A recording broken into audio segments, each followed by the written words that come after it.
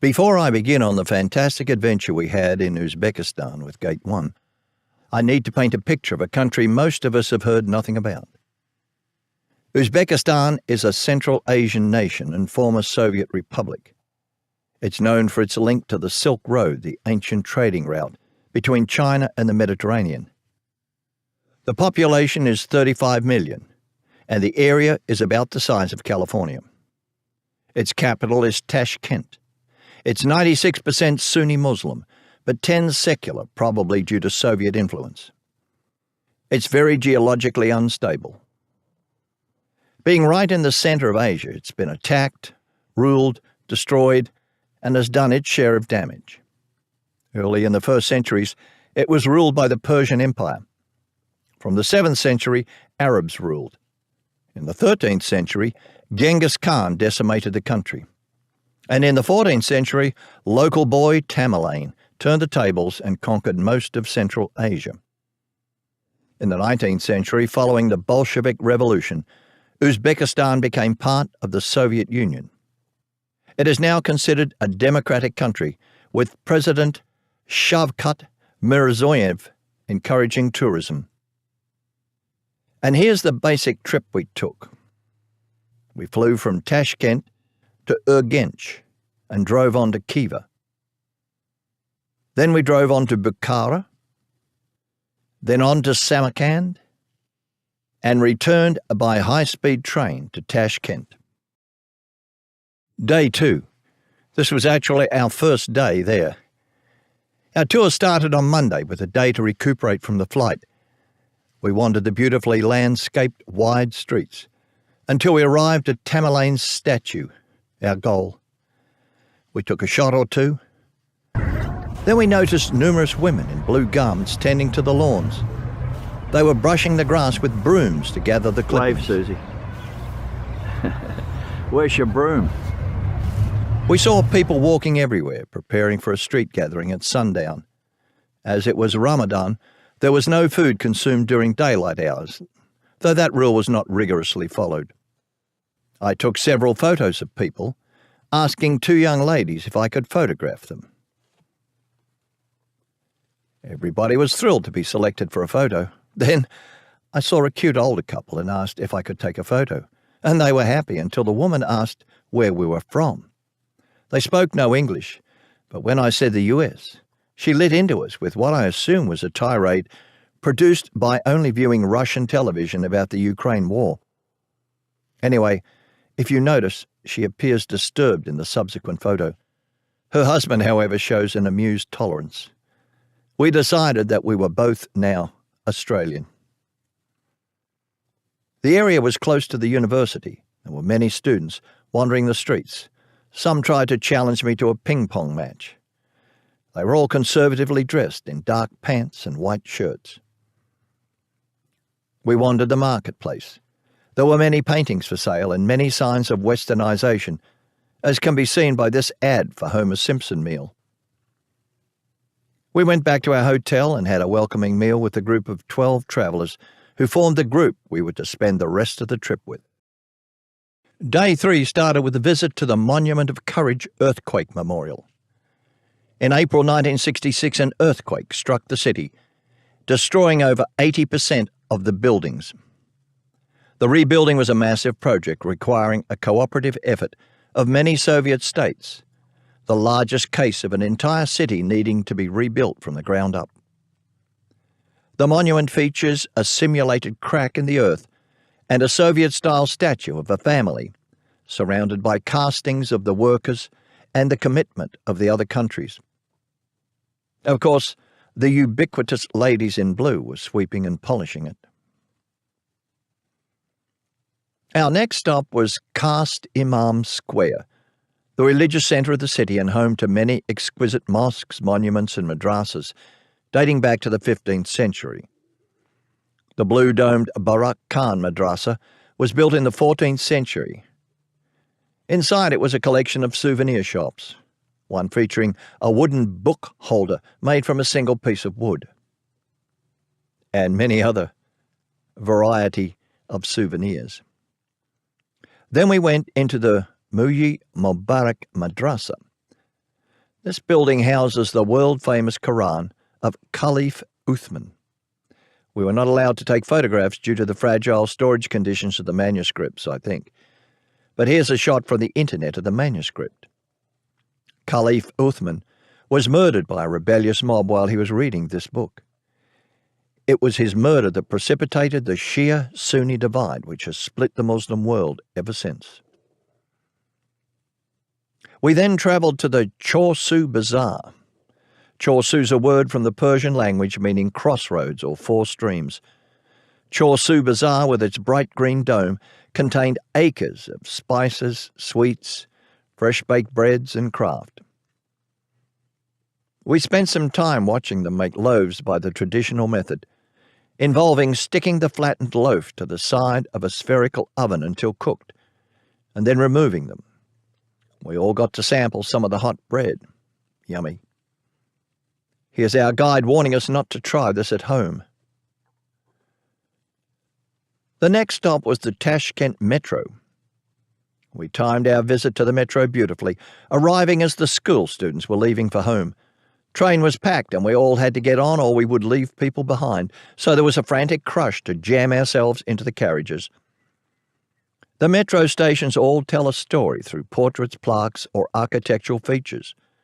The metro also functioned as a bomb shelter for the citizens of Tashkent in the event of a nuclear attack.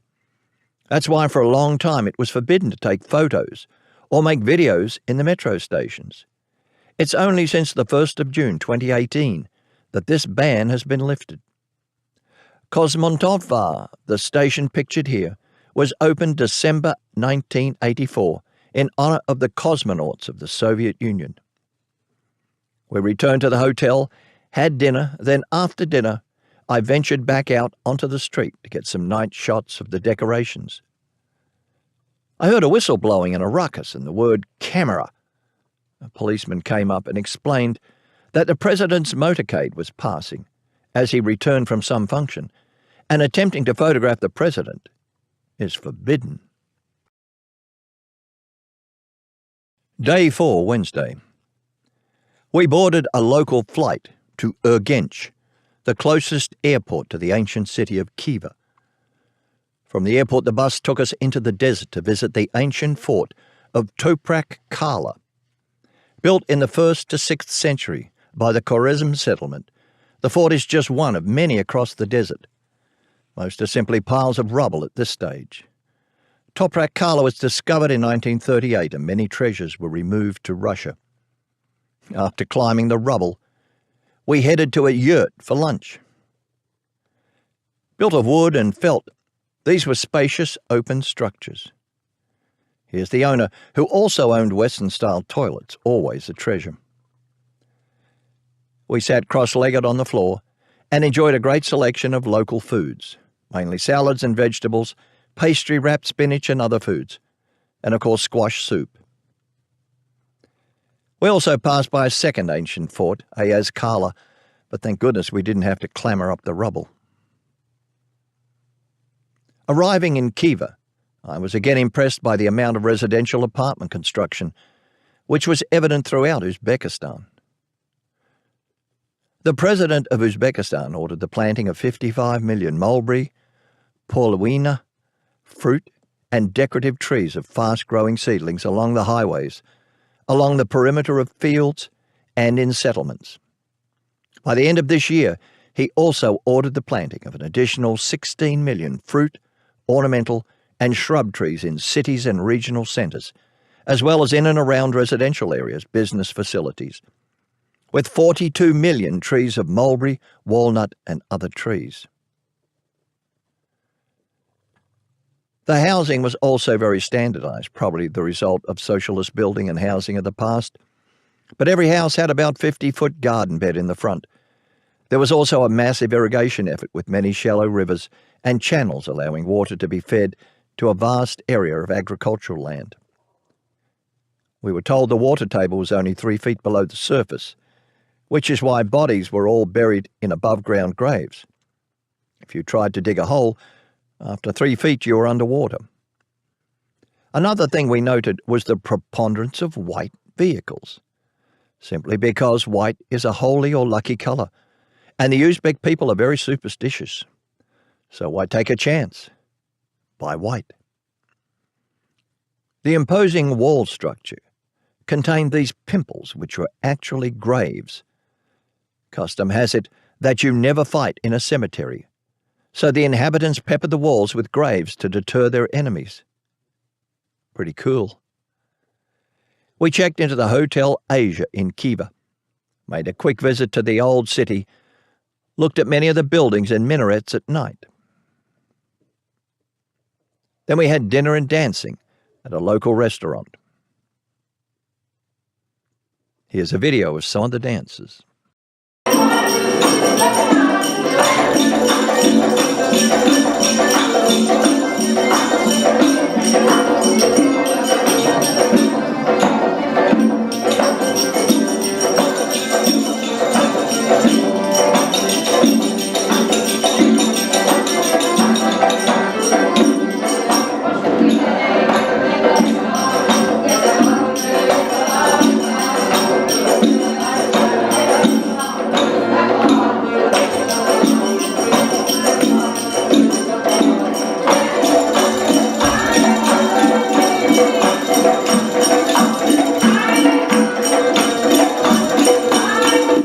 One thing you'll notice in looking at the video is the number of photographs of people that just suddenly appear.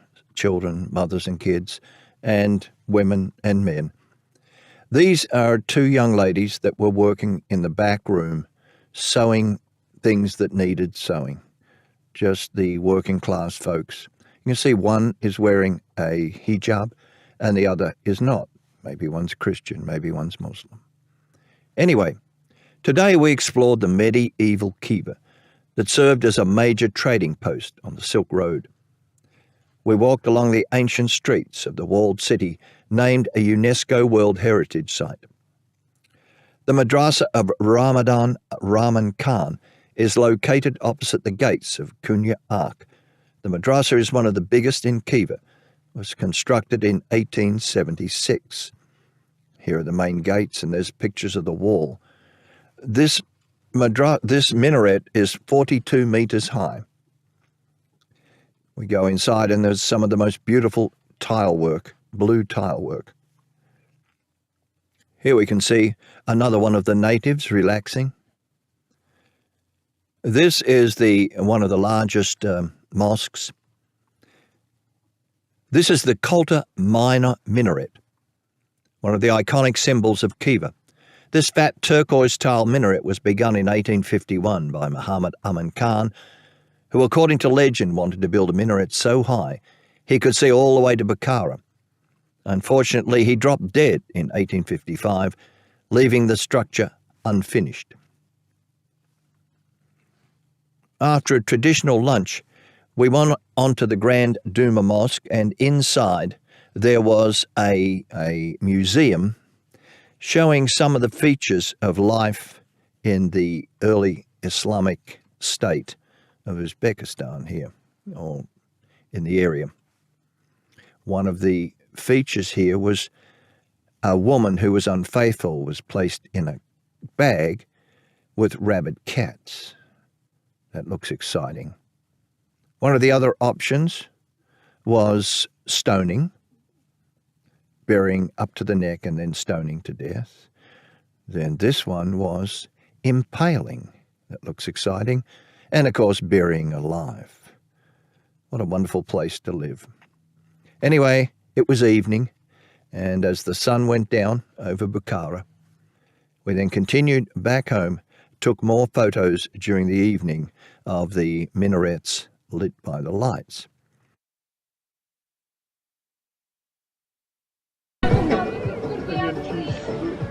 There was short there as well. Yeah.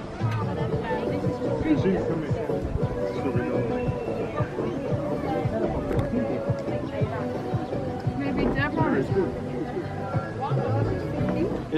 I don't know.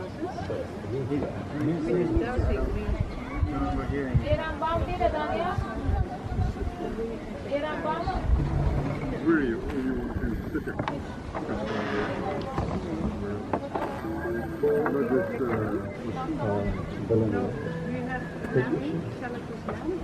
That evening for dinner, we went up to a restaurant where we ate up on the roof, and they were cooking shish kebabs and meat, and it was a delicious meal. And here's the whole crowd of us gorging ourselves.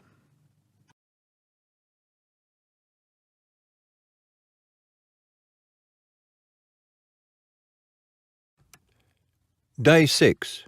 We travelled to the holy city of Bukhara. We embarked on a long drive as we travel across the Khiva desert. It appeared like we were following a trail of white cars again.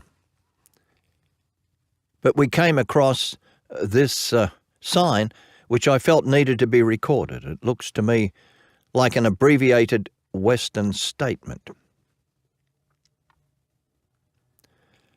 The road was tending to become less forgiving for sections, making it a bit rough.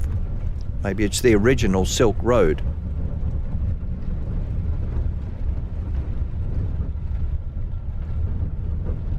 Here are some of the typical housing developments.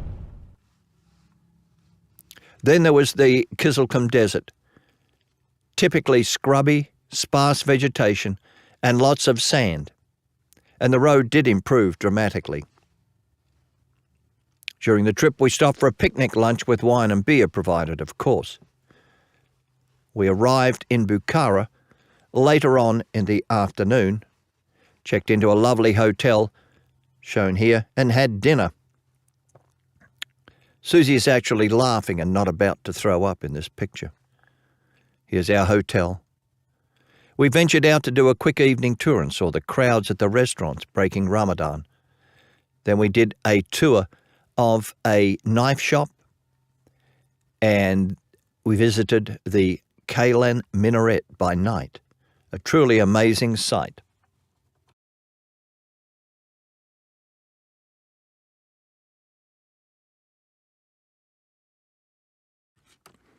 Day 7, Saturday, Bukhara. I've mentioned numerous times the importance of the Silk Road, the major trading route between the Orient and Europe. Here is a map showing where it went. There are several variations and alternative routes, but basically you can see that it passes through the 3 main cities of our visit: Tashkent, Samarkand, and Bukhara. Bukhara is the 5th largest city in Uzbekistan, with a population of 280,000. People have inhabited the region around Bukhara for at least 5,000 years, and the city has existed for half that time. Located on the Silk Road, the city has long served as a centre of trade, scholarship, culture, and religion. Our first trip was to the puppet maker's store, where we were entertained by the owner, who showed how puppets were made and how versatile they could be when operated correctly.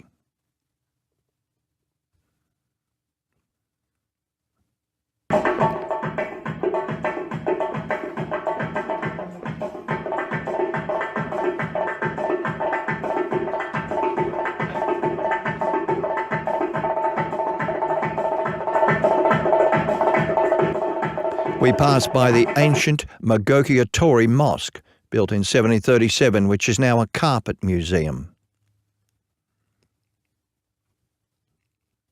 Then we entered the market area. Our guide introduced us to a gentleman selling herbal teas, and we were offered samples. The real purpose of the visit was to make the point that Uzbekistan is a major supplier of the gold market, and they prize gold teeth. This guy had a complete mouthful of gold. We continued through the markets till we came upon a guy selling every type of musical instrument, and I watched in fascination as he picked them up and played a selection on them.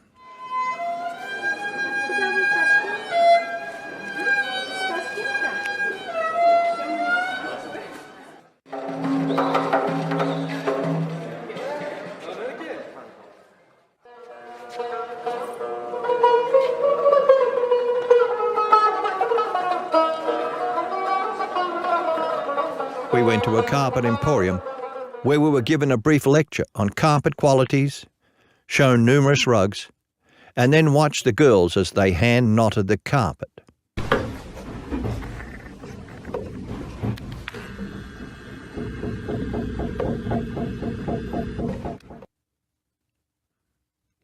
We entered the old city and went to the Kalan Mosque, built in 1121. However, Genghis Khan destroyed the original mosque in 1220, leaving only the minaret untouched. The mosque and the madrasa of the current day were built in 1515. It was a beautiful place with mulberry trees in the centre of the courtyard, laden with fresh mulberries. Here's the Kalan minaret, at 150 feet high. After lunch, we returned to Bukhara and take a city tour which began with the Ark Fortress. We wandered along the massive walls of the Ark Fortress to the gateway, climbed up a long ramp to the remains of the inner buildings and the throne room. Then we wandered through an extensive museum. Many times it was constructed and many times destroyed. Genghis Khan ransacked the fortress. In the Middle Ages, the fortress was renovated, and during the Russian Civil War, the Ark was greatly damaged by Red Army troops.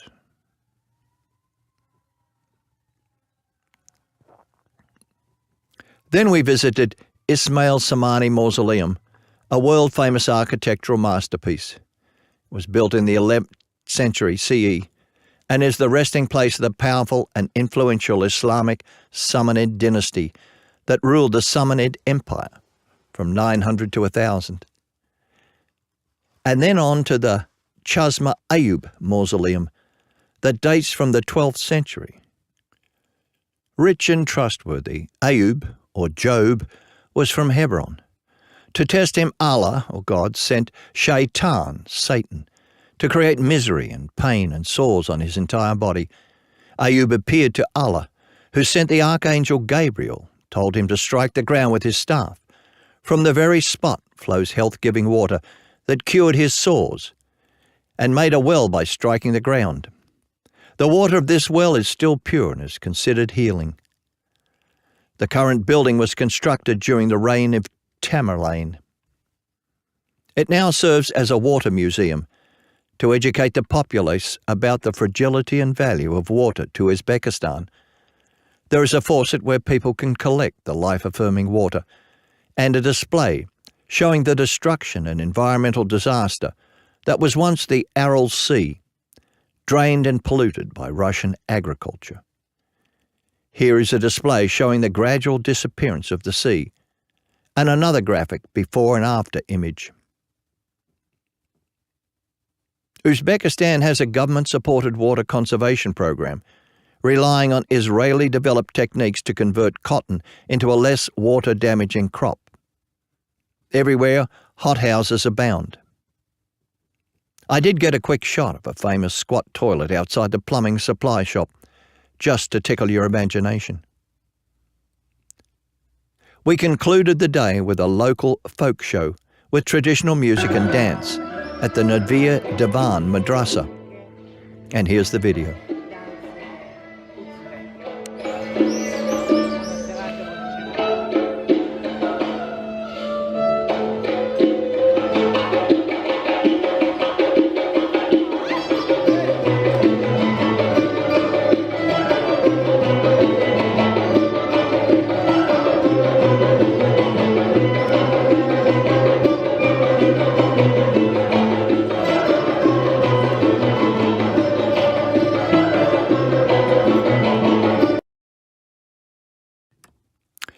Day 8, Sunday, Bukhara City Tour. This morning we drove through Bukhara, and again I noticed the quality of the buildings and the amount of construction. This is a vital and active society. No third world signs here. The Bakaduan Naqshbandi Memorial Complex was built in memory of the patron of Bukhara. Hundreds of people were visiting, all dressed in their best. Head covering was strictly enforced, as was knee covering. Luckily, I didn't wear my shorts here. There were many families and visitors, and the memorial was revered by the public. People were sitting in prayer all over the complex. Even spotted this scarf-wearing American tourist. I saw several people who I asked to photograph, and they were all excited to get the attention.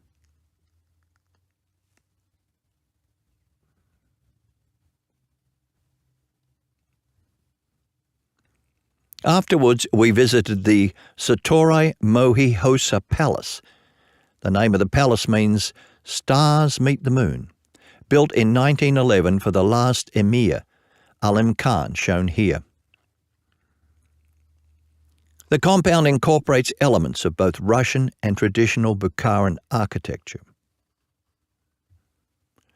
The White Hall had received its name from the shiny white construction materials used during the creation to cover the walls and ceiling. There's also a sunroom and a large collection of antique vases.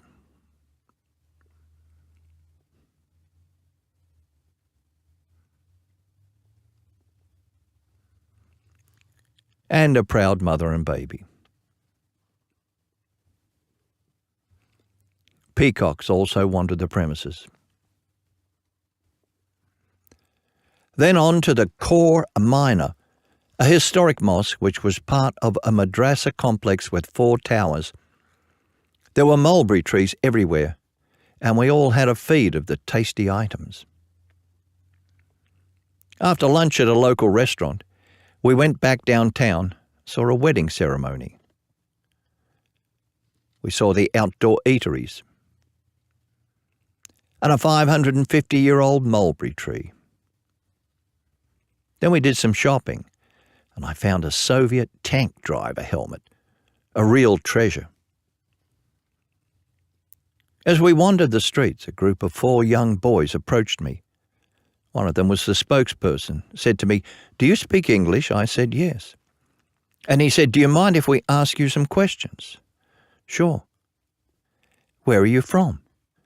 Since I was on my own at this point, I answered Australia, and was greeted with kangaroo.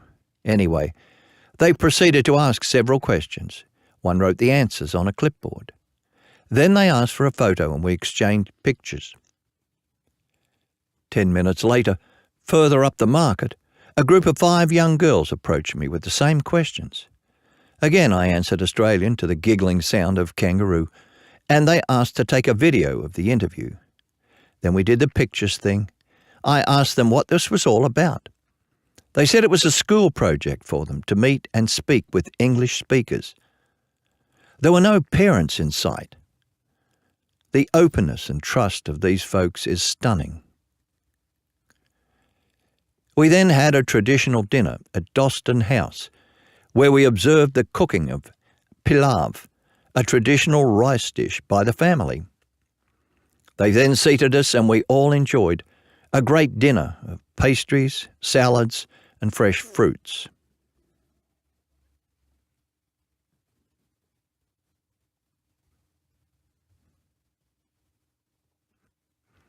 And here's our group dining picture.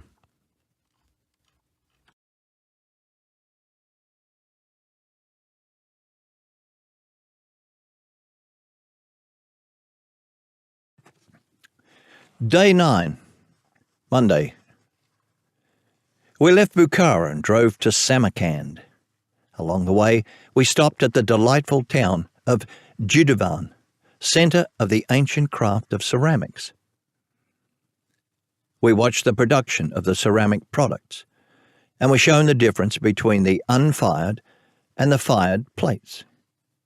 Here's an unfired pattern. And here, after firing, the full colours appear. We watched a man hand-throwing a small pot.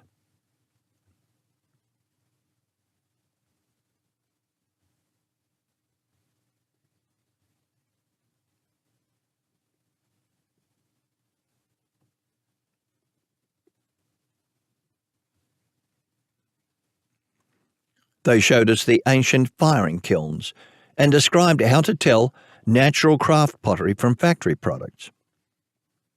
The craft pottery will have random bumps around the edges, caused by the running of the glaze during firing, Craft pottery also shows 3 small bumps where a separator was inserted between the plates to keep them apart, leaving a blemish at the 3 points of contact. As we continued along the road, we saw many examples of the gas pipelines above the ground.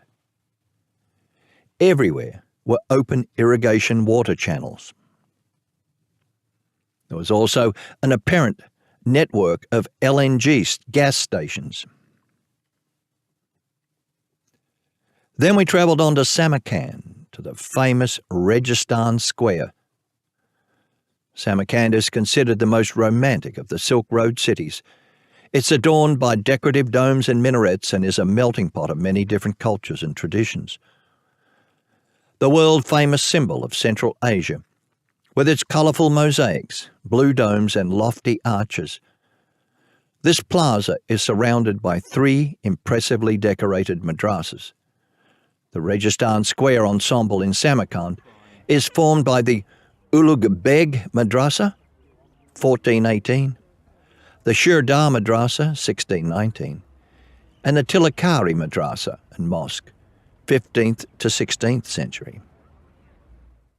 Earthquakes, seasonal temperature, extremes, normal depreciation of the buildings, and in late 17th century, Samarkand suffered greatly economically and trade also declined because of the fact that the Great Silk Road didn't pass through it, and Bukhara was now the capital. Domes and portals were partially, or in some cases totally destroyed. The minarets were dangerously inclined, and facades in some places had lost 70 to 80% of their ceramic tiles. Structural repairs and straightening of the minarets had been enacted on 2 previous occasions, 1923 and 1932. However, the major restoration work was undertaken between 1967. The square was renovated during the Soviet government and regained its significance as part of the Silk Road. The renovation process took years and was completed shortly after the Soviet Union was liquidated.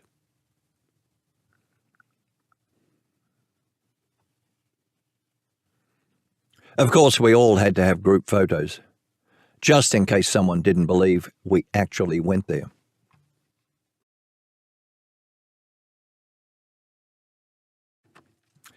Day 10, Tuesday. Timur, the local hero. He envisaged the restoration of the Mongol Empire of Genghis Khan. Due to an early leg and hand injury, he was physically impaired and was called by European nations Tamerlane.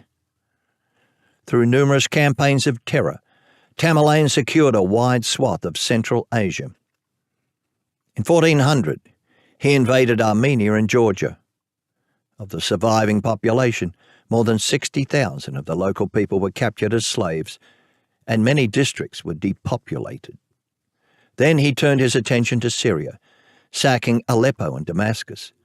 The city's inhabitants were massacred, except for the artisans who were deported to Samarkand. He attacked Delhi and massacred the entire population. It took 100 years to regrow the city.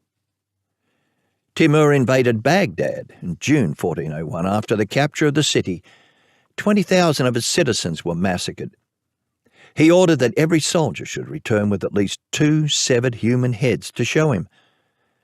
When they ran out of men to kill, many warriors killed prisoners, captured earlier in the campaign. When they ran out of prisoners to kill, many resorted to beheading their own wives. Scholars estimate that his military campaigns caused the death of 17 million people, amounting to about 5% of the world population at the time. On a positive note, Amir Timur initiated an exchange of medical discoveries and patronized physicians, scientists and artists from the neighbouring regions such as India. His grandson, Ulugh Beg, was one of the world's first great astronomers. Guri Amur Mausoleum is the final resting place of Tamerlane. Workers were still replacing aged tiles with new work, and the dome had a lot of extraneous growth. His coffin supposedly read, Whoever opens my tomb shall unleash an invader more terrible than I. Within 2 days of the exhumation by the Russians, Hitler invaded USSR. When Timur was finally reburied, the Soviet victory at Stalingrad shortly followed. There was controversy over what he looked like. Based on a facial rebuild from his skull, Russian scientists came up with this image. The rulers at the time, however, decided that this was more like their hero.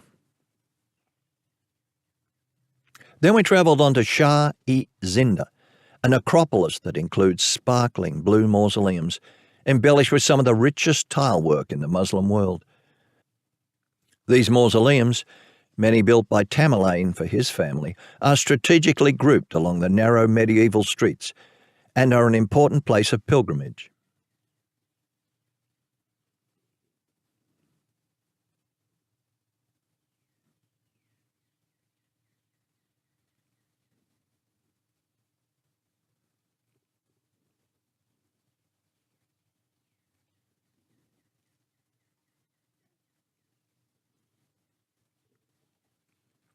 There is one mosque which is revered by the natives of Samarkand and occupied by a cousin of Muhammad. They visit on Tuesdays and Fridays with supplications and prayers. We were able to enter during one of the prayer sessions. This is the Imam leading the prayers. It's a very holy place for Muslims. Seen here is the beautiful tiled ceiling, with some great new LED light added. Then we proceeded on to the Bibi Kane Mosque. The mosque was constructed as a tribute to Tamerlane's wife. It was one of the largest and most magnificent mosques in the Islamic world. The mosque's construction, beginning in 1399, corresponds to the year following Timur's wildly successful Delhi campaign that resulted in tremendous spoils, carried on the back of 95 war elephants, which were later repurposed as heavy-duty haulers at the burgeoning construction site. Timur was in a great hurry to see the mosque finished. When he looked upon the completed entrance, he was dissatisfied with the height, ordered it torn down, and executed the emirs responsible for the construction.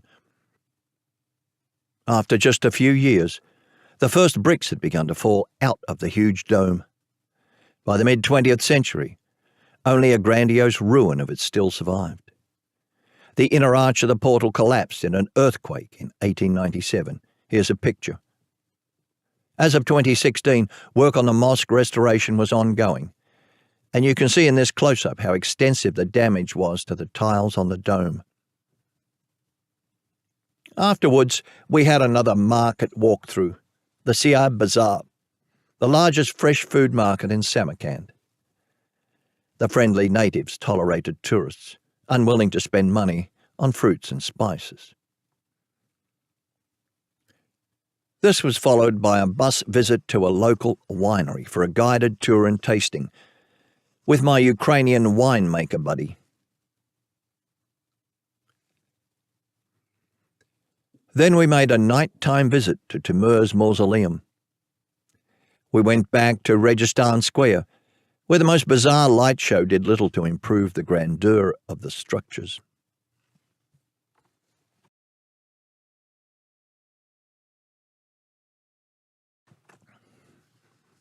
Day 11, Wednesday. The day started with a promise of a surprise visit. As we passed through the city, it was totally mind-blowing, the amount of residential construction. You must be sick of me talking about it, but block after block after block of concreted construction, and the houses were very stylish. The volume was mind-blowing. Who was going to live in all these apartments?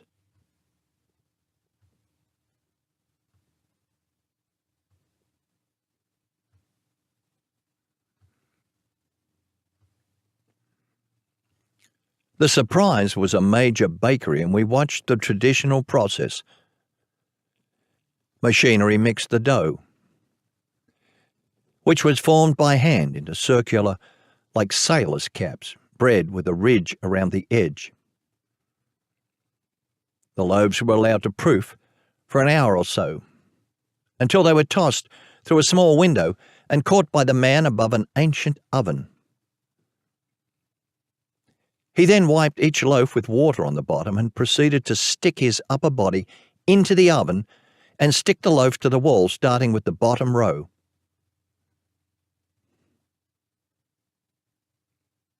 Once the oven was filled, he again sprayed water using a 1-litre Sprite bottle onto the loaves.